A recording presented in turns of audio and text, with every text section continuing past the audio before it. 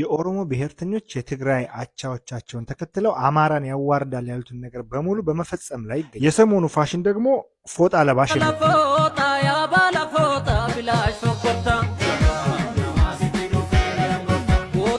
አንተ ፎጣ ለባሽ ከፉከራ ውጭ ምን ታውቃለህ? ትልቁ የኦሮሞ ሕዝብ ስለተነሳብህ መግቢያህን ፈልግ የሚሉ የዘር ማጥፋት ጥሪዎችን መንግስት በሚያስተዳድራቸው ሚዲያዎችም ጭምር እየሰማን። እስክንድር ታምሩ ሽለላሽ በሚለው ሙዚቃው የአማራ ማህበረሰብ ከቀረርቶ ውጭ የማያውቅ ሲል ተሳልቋል።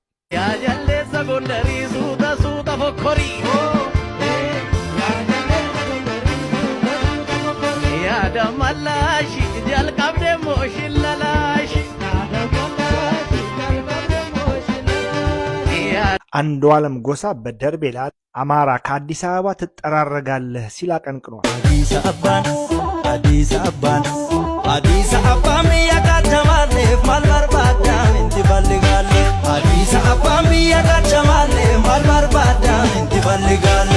ዮሳን ጌታሁን በቡሎ የሰሜን ባህልና ዝምድና በቃን አንፈልገውም ይለናል።